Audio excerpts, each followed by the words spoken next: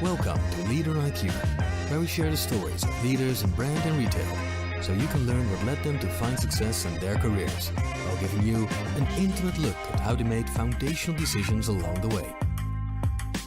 This show is hosted by Guru Hariharan, who's the founder and CEO of CommerceIQ. Guru spent most of his career working as a leader at companies like Amazon and eBay, before becoming an entrepreneur himself.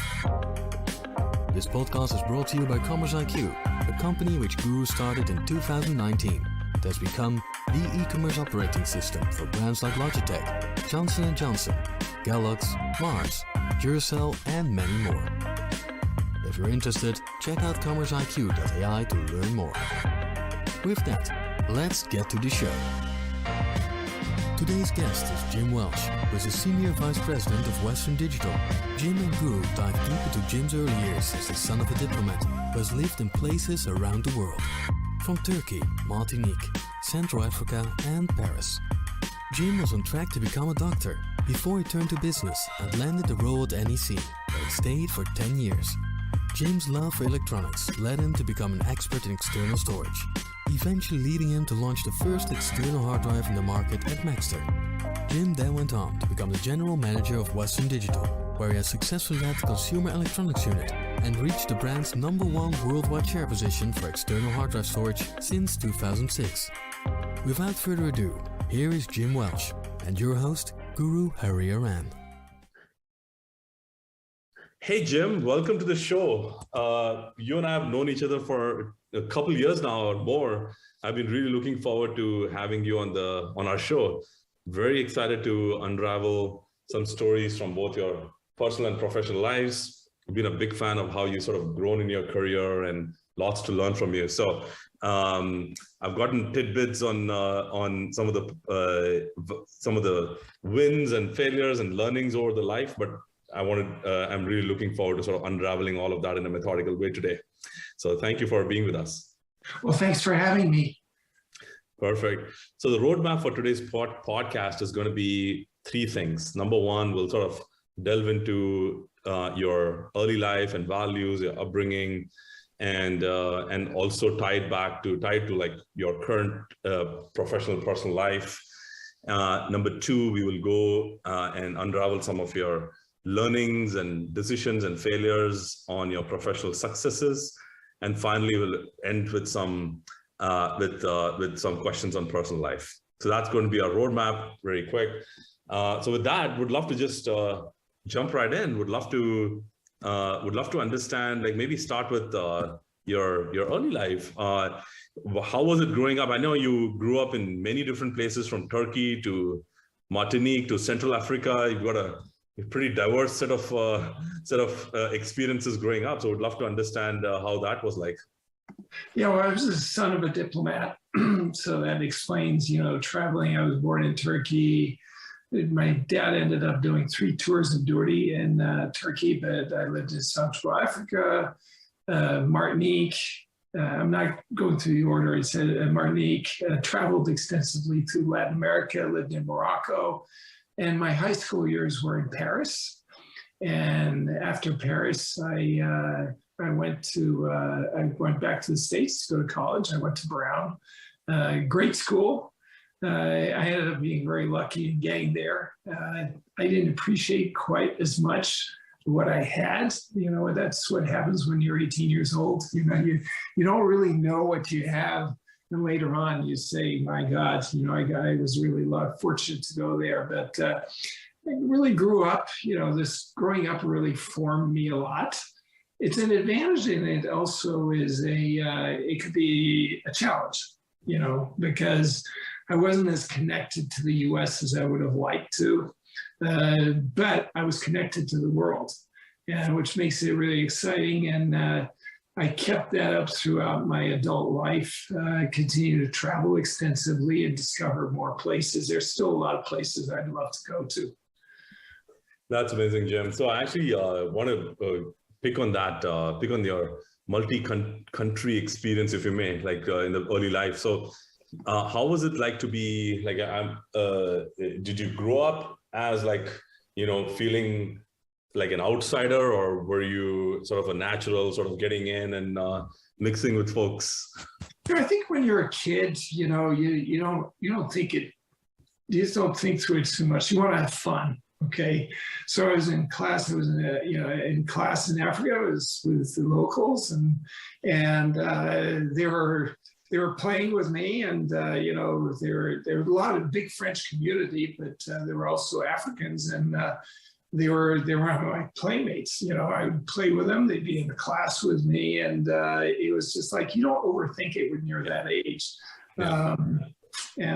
So I think, you know, that's the great thing when you're young. You're immersed in this, and you become part of it. And you don't think about, you know, a lot of the things that people that have never been exposed and they're adults and they get into it.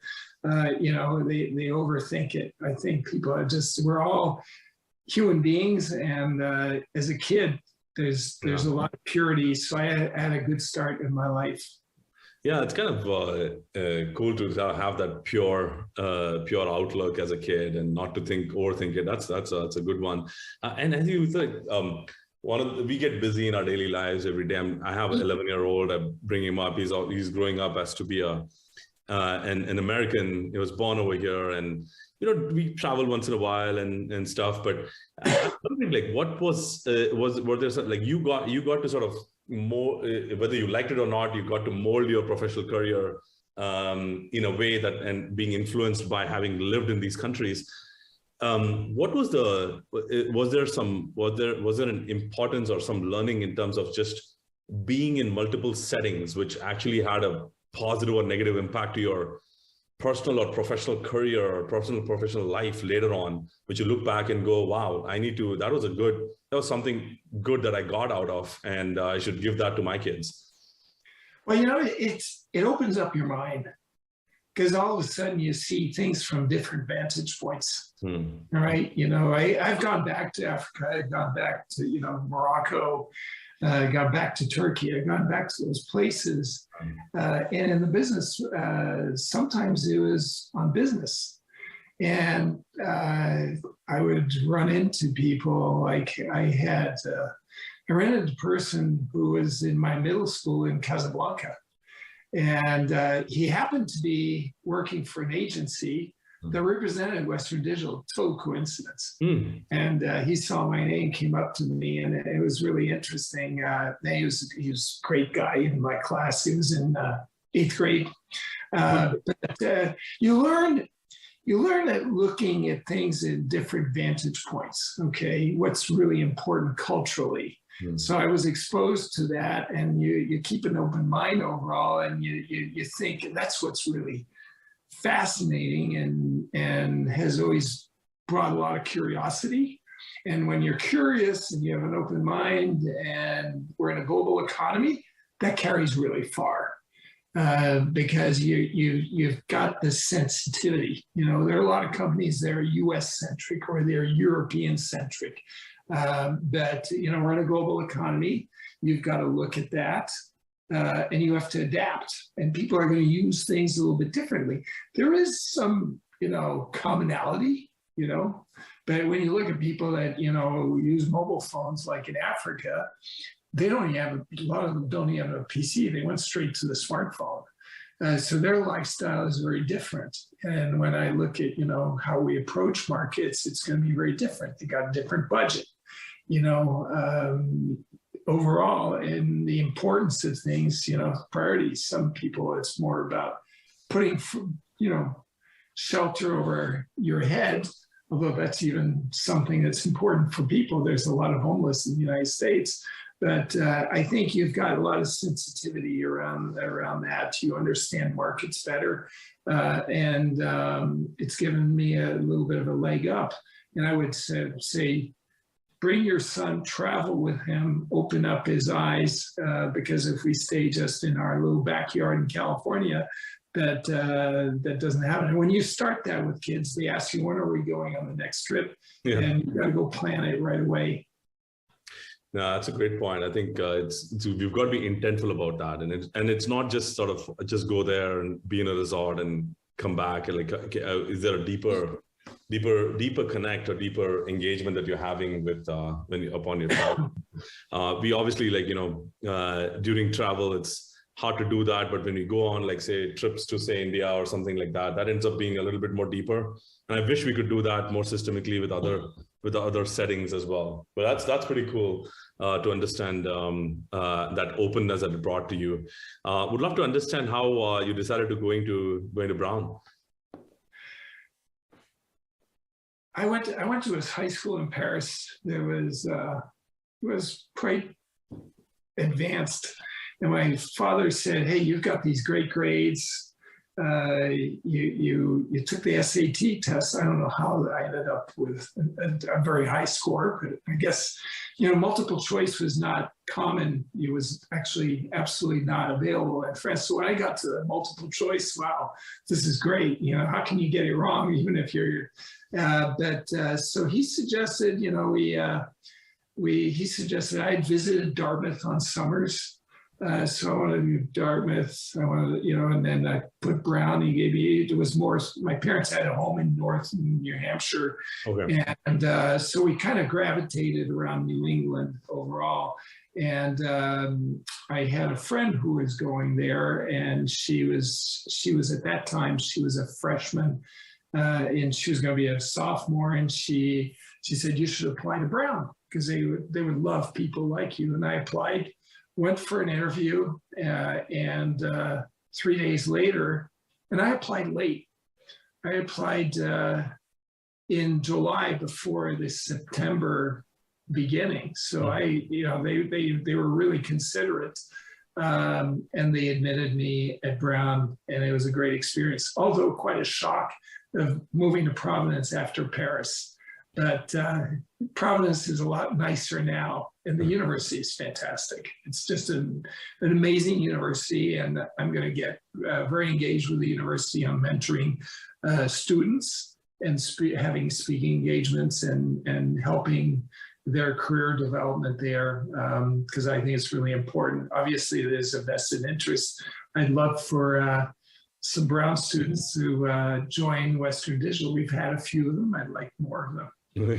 And if I'm not mistaken, you actually were on the med school track. Is that right? I was on med school track, and how did I end up there? Well, it was a big influence of my parents, and so I was pre-med at the beginning, but I wasn't sure I wanted to be a doctor. It's a long haul. I was impatient of getting active and getting in the mainstream of life. So I paused after 2 years at Brown, and I took a year of leave of absence. And I went to med school because I have dual citizenship. I went to med school in Paris. Tuition for the whole year was $60, I think. Wow. So, that was a big benefit where my parents, okay, try it out. After the first year, I got into the second year, which is highly competitive. But then I said, I can't do this. I can't do another 6 years of this. I just want to live. So I went back to Brown. And my parents were a little irritated with me changing my mind. And because it was all glory having made it in the second year. That was the big hurdle that I had cast. But I said, no, I really want to get a career in business, and one that'll expose me on an international basis, and really leverage the abilities and that sensitivity I had developed to really understand the multicultural environment, how things are different, and would get me traveling. Because another career aspiration was to follow my dad's steps in as a diplomat, but he said, no, you don't want to do that. With communications, leaders are going to meet more and more directly. The importance of the diplomat, they're still very important, but it won't be at the level where he has. It's not as glorious a career. So there I went back to Brown, switched over to a degree in organizational behavior and management, and then graduated from Brown, and really went on a fast track towards getting into business. So you kind of followed your instincts over there. Yeah, and it's never too late to make a change. You know, it's you. I want to really make sure. And at the end of the day, I probably could have been a good doctor if I'd picked something. I love being analytical about things. You know, given my situation, I've been exposed to people that have had cancer. Oncology would have been really interesting, but I would have been frustrated in losing patients. You know, you don't want to lose people. That was the other thing that really worried me, is how would I deal with a loss of life that you know, you have failure. You know, failure is okay. You can have that, but you feel, okay, what else could I have done? Did I miss anything? Yeah, the aspect of so something that you do could end up in life or death is definitely scary. Yeah, exactly. And yeah, in the world of business is a little bit more control. Sure. Yeah, exactly. Yeah. Not always, but look at it. We made it through COVID. Yeah, exactly. We made it through all the hurdles, and you know, life continues. Yeah, that's true. That's true. The worst one could have in our jobs is, say, perhaps having a great Christmas or not, right? So depending on how the year goes. But yes. But that's very fascinating. And how about like from your, now after Brown, you ended up at NEC, was it? No, I moved to New York. I would recommend not to do what I did. First, I was, you know, I was finishing up Brown, and actually, when I went back, my parents said, "You're on your own. You're changing minds too often. You're paying for your tuition." So I was so busy with paying tuition, with odd jobs, and everything, that you know, I basically decided, okay, I'm gonna move to New York and get a job. So I went and moved to New York without a job. Although I had pretty good streamline of money coming in from various sources, but it was in the middle of the recession. I'm going to date myself. This is 1982, and I go and tap the alumni, you know, connections, CEOs at Chase and American Express, and all the training programs, and had been basically canceled out because of the recession. And so I'm thumbing through the paper, and I see these jobs. At this point, I had to pay bills, okay, and pay rent. So the worst approach, I look at my kids. I've got a daughter. She went through an internship. Yeah. She did everything that, you know, I hadn't done, and she's way ahead. That's great. Yeah. There's hope. I ended up turning out okay. But I find this job, Christmas executive, temporary job. So I take the job. So there's, you know, you never know. Some people wait it out. They want to get the perfect job. I said, I got to pay bills, got to survive. So I went to Gimbel's, and it was a Christmas job, assistant buyer, you know, kind of gopher. But then I go to thank them, and I asked them, okay, thanks for doing it. You know, this was a great opportunity. They said, no, you're not going anywhere. We're offering you a job as an assistant buyer. So I stayed there. I learned a lot. It ended up being a great job, because today my business goes a lot through retail. I've done a lot of different things. I've sold to OEM, but I manage our consumer business in Western Digital, and I've been managing a consumer business for the last 20 years. And so learnings that I've had at the basic, you know, being in the stockroom, filling it, and then after that, being an assistant buyer, filling out POs on a big spreadsheet, and they would be faxed over, you know, still the same thing. Everything is computerized now, but you bought on emotion. And I went in different departments, starting at housewares, went to ladies' shoes. You want to talk about emotion. They used to clear out all the Saks Fifth Avenue leftovers of the season and sell $9.99. And women would line up at 5 o'clock in the morning outside the Gimbel store to make it to the sale. Security was there. It was really interesting. But from there, within Gimbel's, I ended up being in advanced electronics. And I, you know, I had a great time. And I was really, you know, I love gadgets. So I was in my element. I had the photo department. I had back then the cordless phones, answering machines, typewriters, computers, like Atari computers. And the buyer got let go. So I was acting buyer. Okay. And then I was assessing all the businesses, and I said, department stores are never going to sell computers. So I had NEC, a recruiter contacted me, and they said, we'd love for you to interview for NEC for a sales job on the Northeast, district sales manager. And I said, great. I go to the interview, and then they say, well, we want to go into department stores. So we want your expertise. I said, you know what? I'm shutting down the department. Department stores can't sell it. I think, you know, you got specialty stores, but department stores, they don't get the crowd and everything. And I was very honest, and I thought I blew the interview because what's the opportunity? 2 days later, I get an offer because they like my candidness and they like my assessment of the market. So I landed at NEC and I went there. That's cool. I was there close to 10 years. That's great. That's cool. As I said, like, if you want to be in sales or if you want to be in marketing, be a seller first.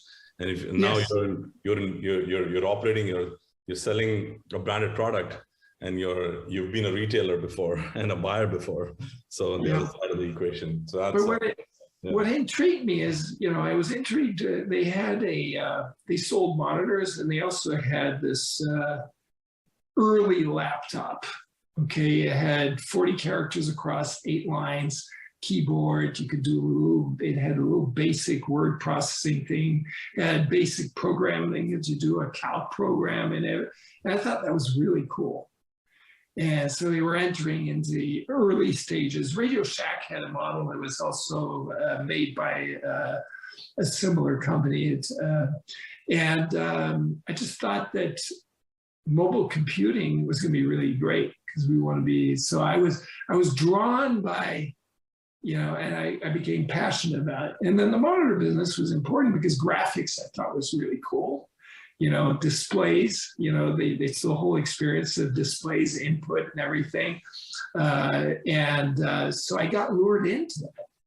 And because I got lured in and I really believed in it, it was that combined the passion and the exposure. I was not going to be international at that point as far as exposure, but I was working for a Japan-based company, one of the best companies to work for, and I learned a lot there. So it scaled very quickly, and I got a team of salespeople, and that grew, and you know, so there was a lot of opportunity to learn. I was a little getting ahead of myself about wanting to constantly be promoted. And I was a little too focused on that. But that was okay. My growth was good, but I was a little overambitious at the beginning. And what was, if you look back, like what are the kind of the key things that stood out in a Japanese run company versus now obviously you've been in American run companies and you're running large portions of an American company. So if you were to juxtapose, what are kind of a few things that we American companies can take away from the way that Japanese run their companies? Well, there's this myth that I don't know if it's a myth, but I can tell you there was a little bit of myth that carried over to what people thought of NEC. But, you know, I had the passion for it. And then being in I was living in the New York area. It was a big market. We had huge revenues in that market. I was asked, you know, to several times, you know, input on products. And they would send a team of marketing people from Japan with me. I'd take them to customers. I'd give them feedback. And, you know, I remember in the trunk of my car, I had like 4 different monitors. It was one for EGA, one for CGA. These are all different types of things. This is a nightmare in the retailers. This is a nightmare because they got to stock so many things. If they had one monitor that plugged into everything, it'd be great. And they came back a year later with, you know, to that challenge. They came out with this multi-sync monitor that plugged into all the various technologies. So the myth is everything's run here, you go do it. They were actually listening to the market. And then the laptops, same thing. The early evolution, I said, they need MS-DOS. I'm dating myself again. But you got to pay attention to the market, what the market wants. They were trying to sell a computer which had a proprietary operating system in Japan. They were dominant in Japan. They were #1 PC maker. And I said, you got to adapt. So they did take input. And that was the part where I started getting really fascinated. And when people say, oh, I got a role in sales, I found myself, when you open yourself up, you can influence a lot beyond your role. All right. Some people say, well, they stay in the corner and they just become transactional. But I went way beyond my role at that time, and I gave input, and I really enjoyed it a lot. So in Japan, they're very process driven, which I think is important. That is a part that I did not have. And I learned a little bit of it at the beginning, learned a lot more later as I became a general manager of the business. So it was really interesting. And, they were very focused on quality. Mm. That was the thing that was paramount. Quality was really, really important. And if you look at it, the companies that are focused on quality win because they got satisfied customers. That's really important. I think that's a very interesting point that you make, right? I think if you look at traditionally Japanese known for quality, Kaizen processes, world-class processes, take the wastage out of the system and things like that, very hierarchical and stuff. And if you look at American companies, we have created a really nice balance between innovation and process in a way that, and I often wonder what is the right answer in this. Like if you look at the modern era, and I'm very curious to what you think about it. In the modern era, the internet allows us to move fast and break things. So now on the one hand, you cannot use that as an excuse to keep pushing low quality items. But on the other hand, you do have the opportunity to move fast and break things and learn from it and iterate your way through high quality. And so I kind of almost like, I feel more attracted towards, and maybe I'm just drinking our own Kool-Aid and being an American company, that we're sort of iterative and move fast, break things, and get to the right spot in a more iterative way, as opposed to just focusing on getting right in the first go. You know what I mean? Yeah. No, I think you got to do it now. If you've got an established category, you got to be careful because you can really blow it. Yeah. But if you want to iterate, and what you do is you don't go mass market with it. You start out, you test it out overall. I think it's important to test out.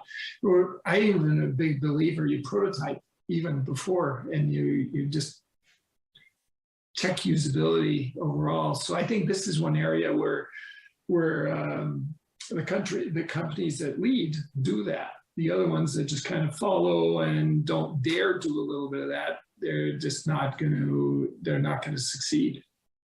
Yeah, I think that's well said. I think it's really it depends on kind of the cost of failure, and in that if it's a well-established category and you're taking a huge bet, then you better be right. You cannot quote unquote test and learn from that. But if the blast radius is small, you go test in a small market, a prototype, then moving fast obviously works much better.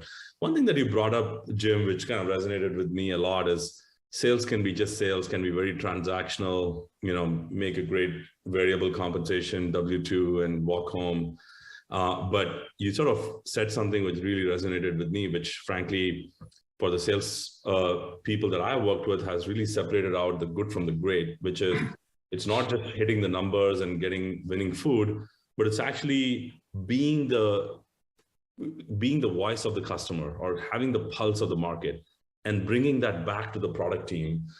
I'm now not surprised that you sort of went on to become GM and all that. So because it's not just a transactional piece, but actually bringing that back to the product teams, to the product marketing teams and others, which really set you apart. So could you talk a little bit more about what's your perspective of what separates a good from a great salesperson?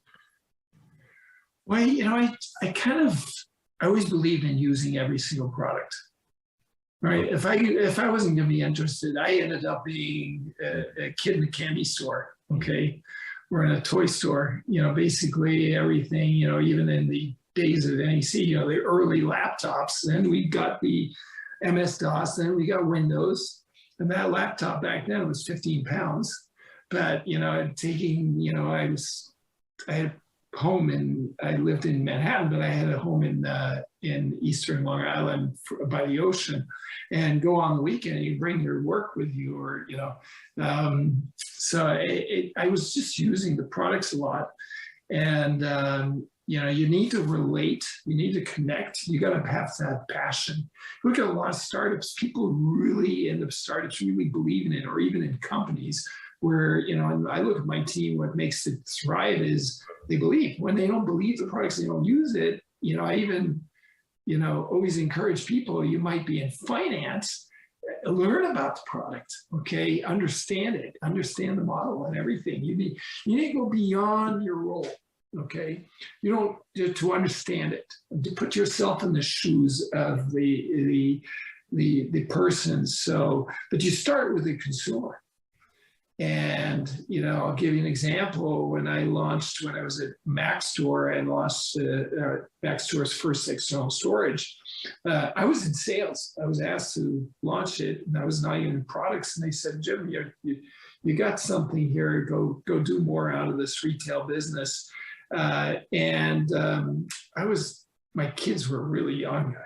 They were like babies, and I was taking videos of them, and I had a FireWire camera, and I want to store it. So I had gotten them to prototype an ODM to prototype an external storage.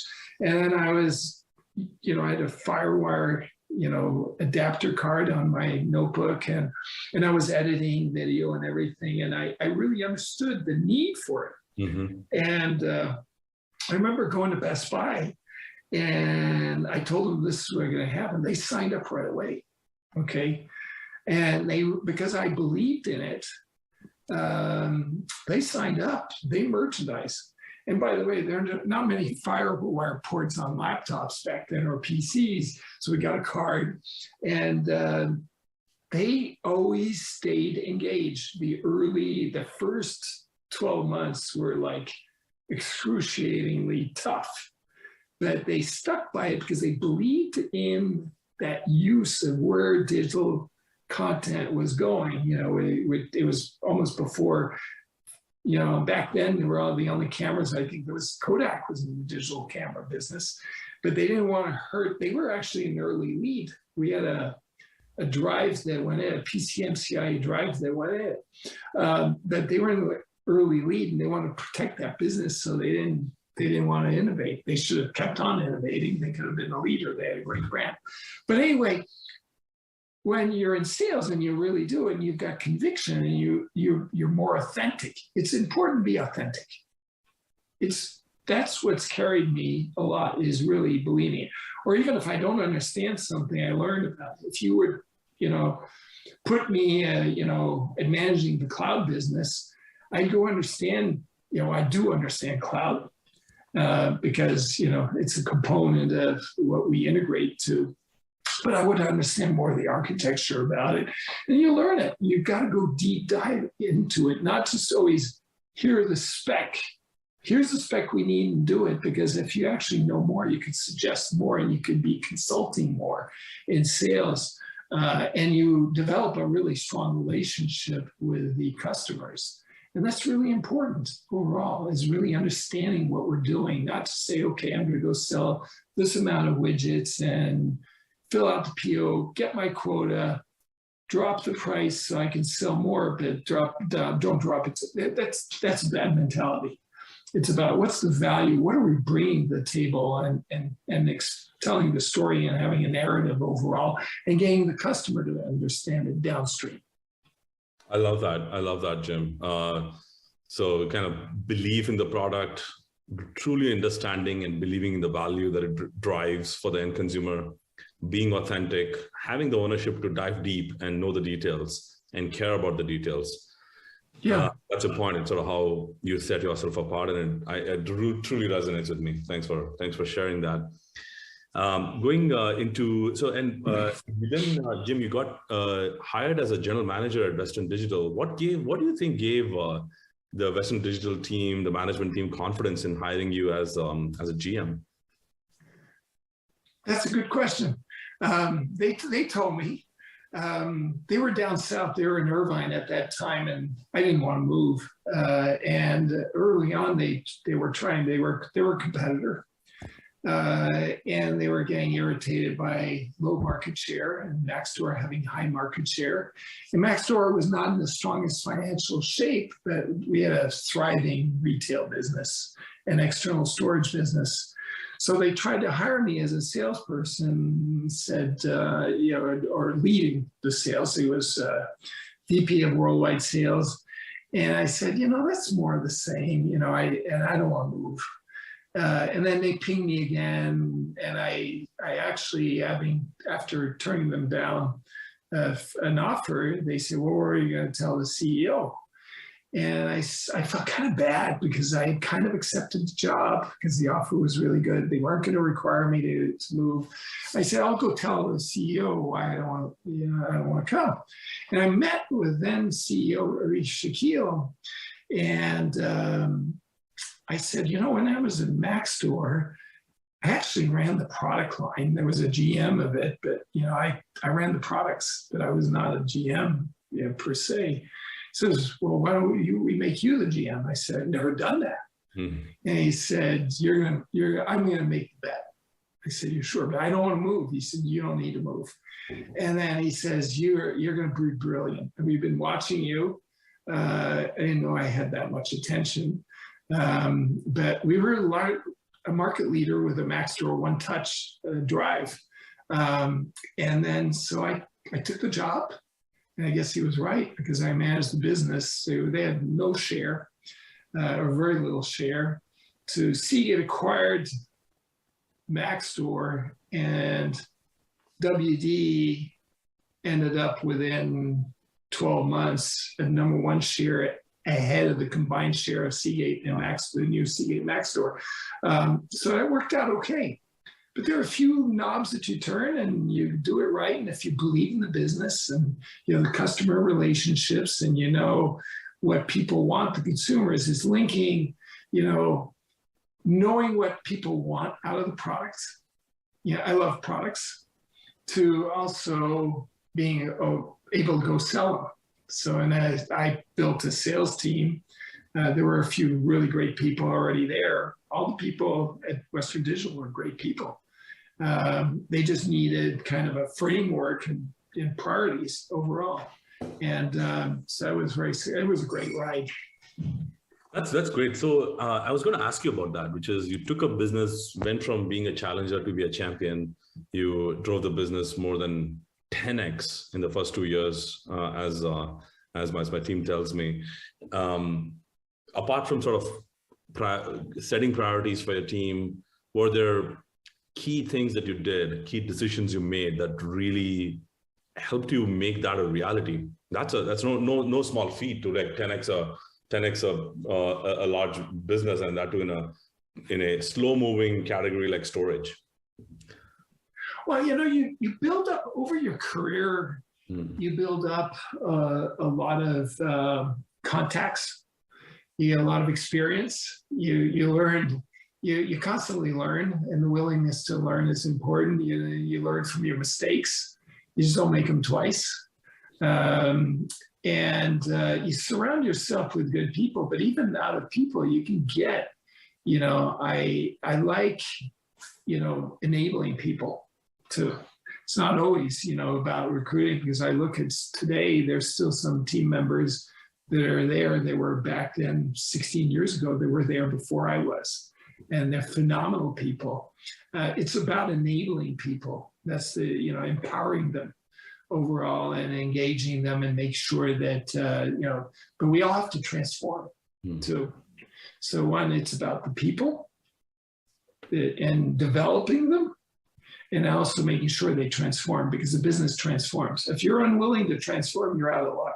You're not going to last long in the company, because you got to constantly reiterate and transform and challenge yourself, challenge the ways you were doing things. And that's the fascinating part of the business. I would be bored if I were doing the things the same way I was doing them, 3 years ago. We're constantly evolving, and we're keeping ahead of the competition that way. And is there like a mechanism that you use? Like, how do you, I think that enabling the team, keeping, and that you now, you're running a large team. How do you ensure that you put the right sort of systems in place or mechanisms in place that the intent is translated into something tangible, that the team's doing it?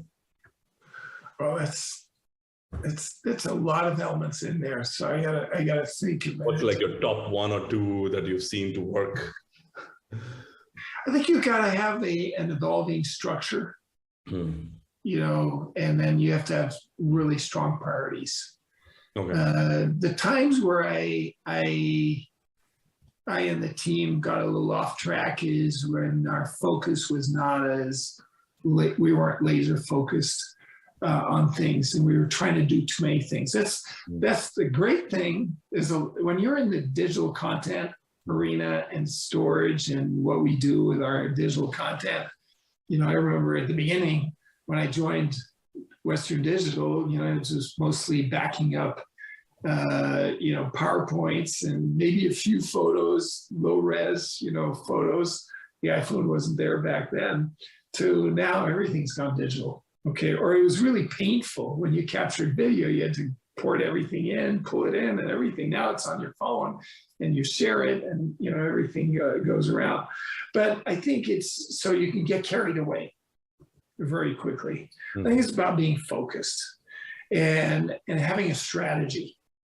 It's really being strategic in everything you do. So you've mapped it out and anticipate where markets are going, understand the market really well. And then you join that up. How do I meet that market? How do I prioritize everything to really make sure that I'm going to be meaningful and relevant to the consumer all the time? So it's a blend of those elements.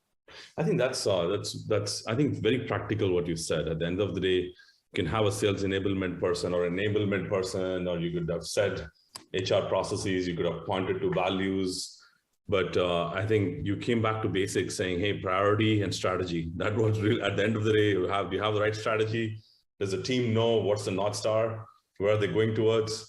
And does the team know what are they going to do in the next 3 months, in the next 6 months, in the next 1 year to get towards the North Star? I think it really comes down to that. And if we're constantly sort of going towards that, it starts to have and you're consistent about it, about the expectation, then people will need to pick up. Like, if I have to go towards a North Star, they need to pick up what that means and what'll get me there. That's pretty cool. A lot of it probably for many years, translating what was in my mind, the strategy was in my mind, and making sure probably my biggest struggle was, kind of articulating that strategy and bringing people along with the strategy. That might have been, there were a couple of points, when the strategy was really simple. You're one product, you're going to go for it, it's one product. But as soon as it's a family of products, a little more difficult. How do you tie that all together?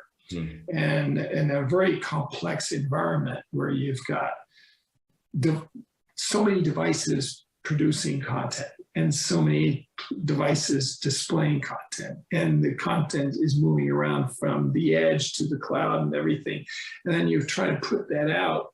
And I'm fortunate that I've reinforced the team with the strategy team to make sure that we can articulate things. So I think it's really important to go do that, and then communicate it. It was really clear when you looked at Steve Jobs or you look at Elon Musk, they're very focused. Okay, And even when things go wrong, they basically stayed the course. And you look at, the great leaders overall, is you stay the course. You don't get rattled by it, and you stick to your strategy. And there are speed bumps. People can't, and then you've got to kind of reiterate overall. But there were speed bumps for Apple. There were speed bumps for Tesla. That look where they are today. But they got their strategy. You got to start, by making sure you can get the product to work. Okay, what was important, like in Tesla, was the battery. Okay, you needed to have batteries that were going to enable that range, and it was strong focus and not being so defensive. I look at, I would have never thought that Tesla would be where they are at the beginning. I thought it was just fascinating. It was great, but you start from the ground up. It's amazing, and it's all a product of focus, which I've not always had, and I've learned to have it, and I get myself on track. Because I could find a good millions of ideas to go and implement, and getting myself in trouble or get the team in trouble. That's so fascinating. And talking about strategy, that leads me to my next question on M&A. You've also led quite a few M&A processes in your career. And it's interesting, we are actually finding ourselves in that mode right now as a company, personally as well, having raised some good amount of capital and gotten into a period where fundraising is starting to become a lot more harder. There may be opportunities for us to go out and pick up some companies and perhaps like grow inorganically. But I'm very curious, having gone through it in your career, are there things which you have, which you've learned over the time? Can you just help us unpack some of those acquisitions and learnings from them? I can't comment to Western Digital ones. I'll be speaking a little bit more generically. Yeah. Because I still work at Western Digital, obviously, but I look at even at Maxdoor, I look at NEC when they did mergers and they brought companies together. One is you gotta look at the people part of it. One of the biggest asset when you acquire a company is the people. Mm-hmm. And obviously you got to do due diligence and technology runs and everything, but you need to really focus on the people, right? Actually, I could talk about my experience this one.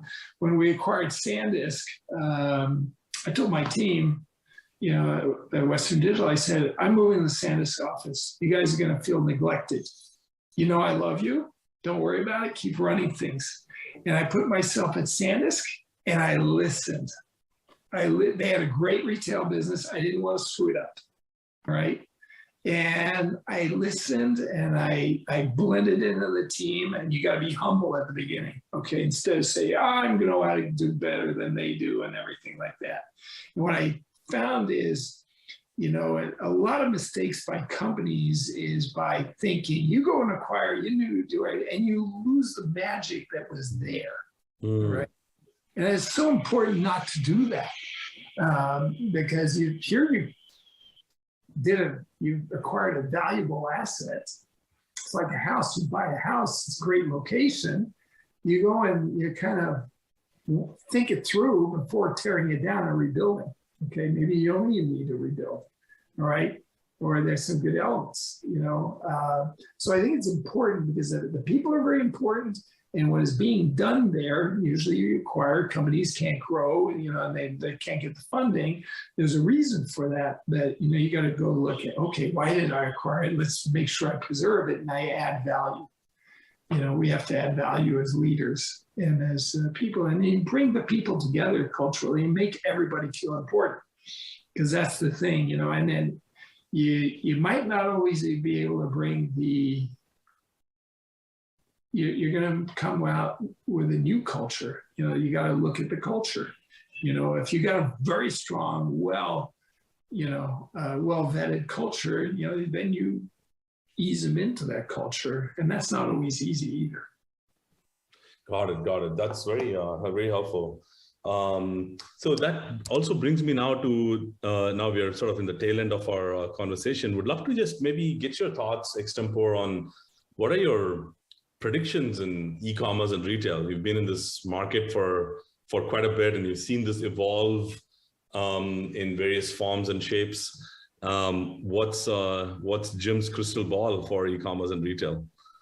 Well, that's a tough one, because everything gets accelerated by what happens. We could have never predicted, COVID, what it did.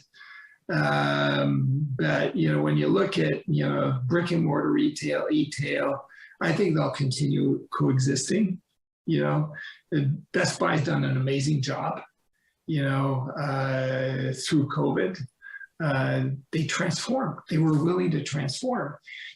Consumers at the end of the day, people are very social. Just look at it right now. People are going to take the risk. They're getting their vaccines. They're going to go travel. Okay, the travel industry, I heard, was going to be 20% year over year. I listened to the news. I'm surprised it's not higher than that. I think maybe people can't get their passports. If you go to the passport office, good luck. But so people want to experience things. Products, goods out there are more and more an experience. Even clothing. If you've got a brand and they're very consistent, but you want to try them out. Okay, you want to go to the store. If absolutely, like. Give an example. When I bought a new iPhone, that one I knew I was going to get it. I didn't go to the Apple store. Okay, I didn't want to stand in line anyway. I wanted to get in the queue. But sometimes you want to just go and experience. Is it worth it? Okay, you want to go see a display. You want to see the product, the size, and everything like that, or you want to be able to see how the software works. Okay, you do your research online. You look at YouTube videos. That's what's really creating the funnel overall. But people are social. They want to get out there. They want they want instant gratification. So if you want it instantly, go to the store right away.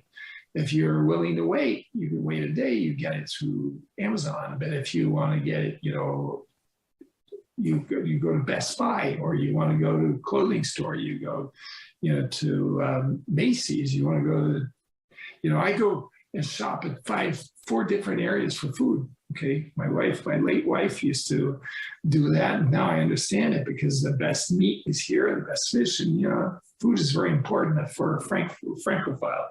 But I think that things will be influenced by economic factors, obviously. Like people right now are really interested in electrification because gasoline prices are changing. So there are a lot of influences I can't predict, but we're very adaptable. Human beings are very adaptable. Look at what we've gone through, and we get, we just pick up and go. We made it through these 2 years. So I'm very optimistic. I think there's a realization that the world is changing and we need to adapt. And so there's a high priority. I'm really elated when I talk to my kids. They talk about sustainability. It's part of their, my daughter says, Dad, you got to buy these running shoes. They're made by a sustainable company. And that dialogue is giving me, a lot of optimism about the future in general. Yeah, there's worries about global warming and a lot of things that's going to be just kind of impacting everything. But impacting the way we buy things. But I think it'll evolve, but both e-tail and retail will be around for a long time. It's just the experience is going to be different. Right. I think there are so many things that are changing. And to your point, I think I've always maintained that this decade, we're sort of living through a renaissance period for retail. It happens in once a century for a market like retail or insurance or finance or whatever, right? Retail is going through that, like a huge transformation right now in this decade. The sausage making is pretty ugly, but we'll be coming out with something which is very tasty, and it'll be very interesting and very, very appealing. But yes. Obviously when you're in the midst of it, it all sounds and seems messy. So I think your your points around a lot of change is definitely well taken. Yeah, I think it's certainly sort of going through. One final Change question. is great. You Change say is again? fantastic. Change is fantastic to have. It'd be boring if there weren't any change. Yeah.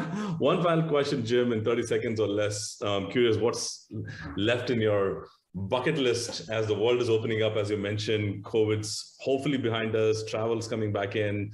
Anything you're looking to accomplish in the personal or professional life? Well, professionally, I've got a couple of milestones, a few more problems that I want to solve for the users. You know, I love, one of my passions is photography. So I'm going to do more and more photography, but, there's a lot of unsolved problems. There's some bigger problems. We're really good at iterating, and getting great market share in areas and everything like that, but I want to do more. The other thing I'm really enjoying is, seeing my team grow, and a lot of the people continue developing the team and enabling people on the team to be successful. That's a big kick. I'm going to get involved with Brown University and mentoring students and speaking to students at Brown as an alumni.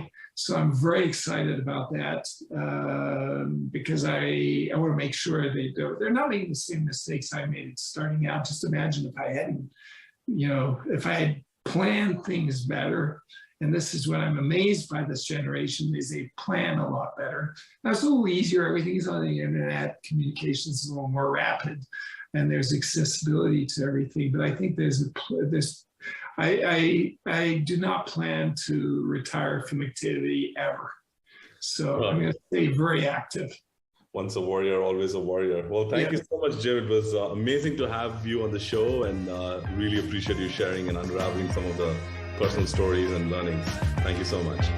Thank you again for having me. If you enjoyed listening to this episode, it would mean so much to us if you could take a moment to share this show on LinkedIn. To learn more how Guru and his team can help optimize and grow your e-commerce business on Amazon and other retailers, visit commerceiq.ai. Thanks for listening.